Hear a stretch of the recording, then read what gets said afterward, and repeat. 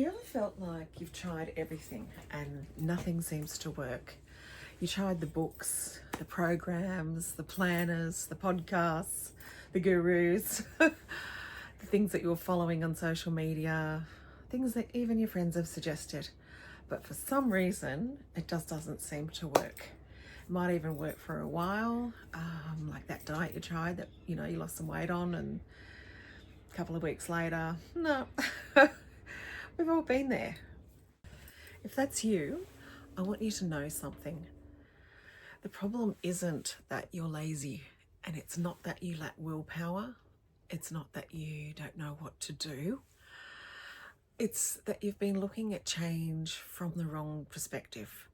And today I'd like to explain why or how and show you a different way. Most of us grew up believing that there was something wrong with us that we needed to fix. There was always this to-do list.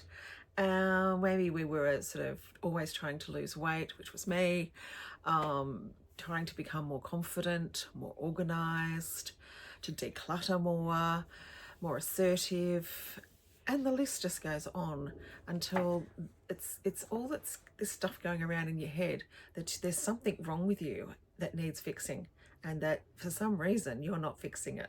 And one day, without even realizing it, we've become a project to ourselves, something that we have to fix.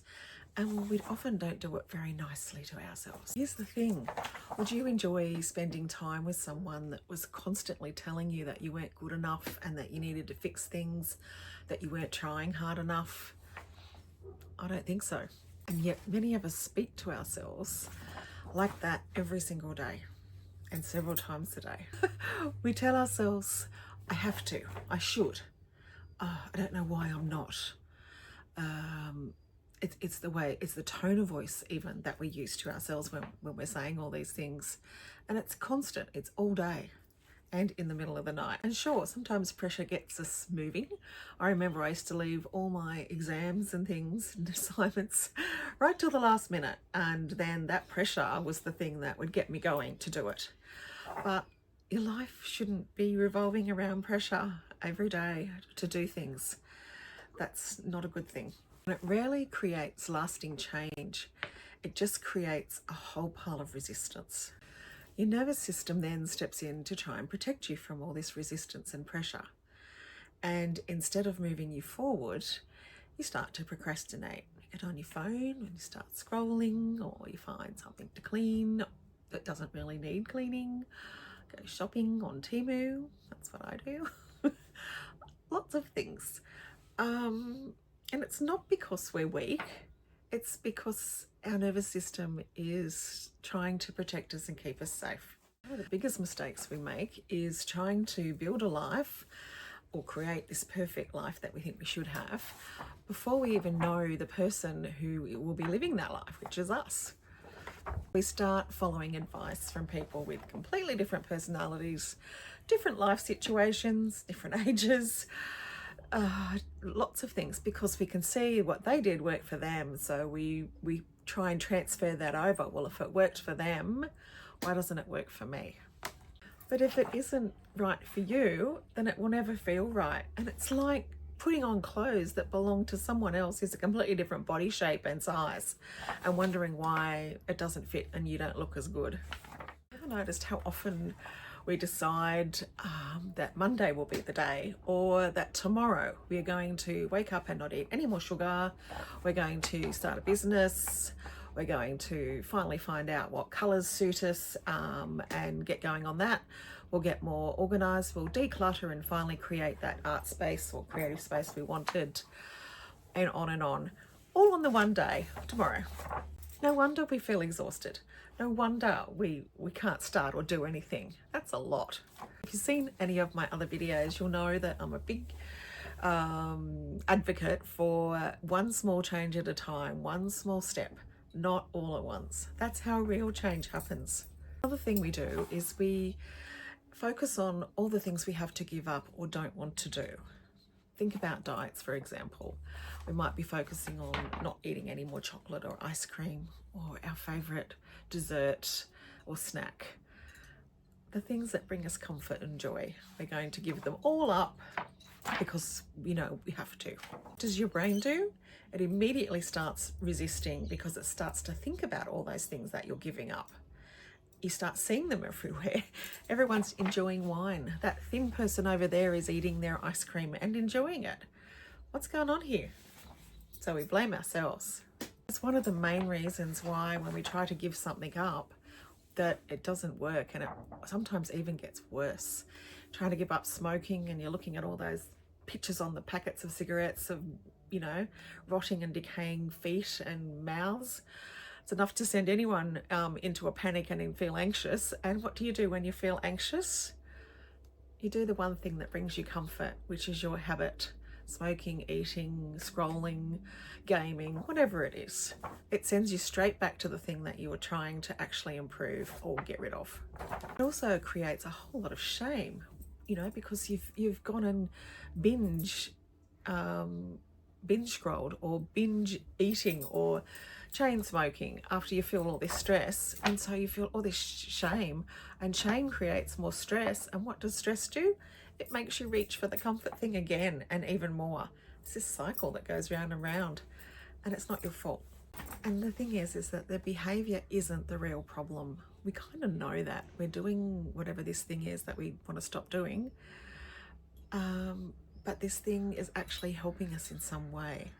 And if we don't understand what that thing is, or a group of things, why we're doing what we're doing, or need to have this comfort in this way, then nothing is ever going to change. And instead of doing the work to understand ourselves, we punish ourselves. We say things like, I shouldn't have done that. I don't know why I did that. Quite, you know, we can be quite nasty to ourselves. Imagine saying to a friend, oh, you stupid idiot, why did you do that? I don't know why you're doing it. And just looking down at them. You wouldn't do that. You wouldn't do that to anyone. And yet we think that that's going to motivate us. No, it just makes us want to hide. It makes us want to give up, and it makes us reach for our comfort. Kindness is not weakness. It is one of the best things you can do for yourself and anyone else to help create lasting change. One of the things I've learned is that a lot of people try to change their lives by giving themselves more pressure. Do it by doing things that they actually hate. They create more rules. They get up, for example, at 5 a.m. when they are not a morning person, or they are more disciplined. I'll make myself do it. I'll speak to myself more harshly and then I'll do it. They might even punish themselves. Well, I had that dessert last night, so now I have to get up and run, and I hate running. Yep. But what if the answer wasn't more pressure, but more pleasure? Not trying to escape your life, but creating more moments that bring you small joys, more small pleasures in your life. Things like going for a walk and looking at the flowers. I know, sounds simple. Or going and looking at the water, which is what I try and do.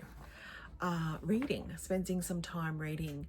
If you have to go and pick the kids up from school, one of the things my daughter's done to fit this little pleasure into her life is she has a Kindle, and she gets to school early to get the good parking spots, and then she sits there with her Kindle, one of her other children asleep in the car, so he's getting a little bit of a nap, and she has this special me time where she gets her Kindle out and reads her Kindle just for 30 minutes, and it's her time before the kids get into the car. So when they get into the car, she's not rushed, she's calm, she's full of joy, and she's ready to hear all the stories, the fights, and everything else that go on when kids come home from school.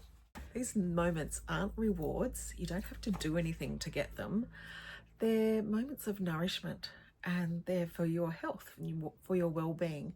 When life feels good in a lot of these small moments that add up, healthy choices just become easy and natural. Most people ask, what do I have to stop doing? What do I have to give up? But a better question is, what type of woman am I becoming, or do I want to be? And once you decide that, once you start stepping into that, you start making choices, empowered choices that feel good, that feel right, that feel exciting, and you want to do them. And your old habits, They just stop fitting. You just don't want to do them so much anymore. They're not part of this new you that you're excited to become. You're no longer forcing yourself because you've changed the person that's making the decisions. Let that one sink in for a minute. Here's one thing that I'd love for you to try today to help make your life more beautiful and move you forward. And that is, instead of making a list or thinking about all the things you need to fix, just take it from a different perspective and ask, what's something that I could do that would nourish me and make me feel beautiful and wonderful today? One small thing. Maybe it's taking that cup of tea and sitting out in the sun. Maybe it is taking that time to read your Kindle in the car, or buying those flowers. It could be actually texting a friend and saying hi, meet up for a coffee. There's lots of little things that we can do every day, not because you've earned it, but because that's who you are now. You're a person that loves yourself and does nice things for yourself. Small moments create new lives and new identities. And new identities create lasting change.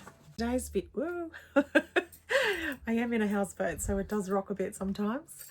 I'd really love to hear from you and find out, what is the one small thing that you're going to do today, or that maybe you've already done, that can help make your life more beautiful? I'd really like to know.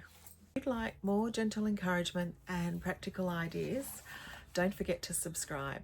And until next time, keep creating that beautiful life. If you'd like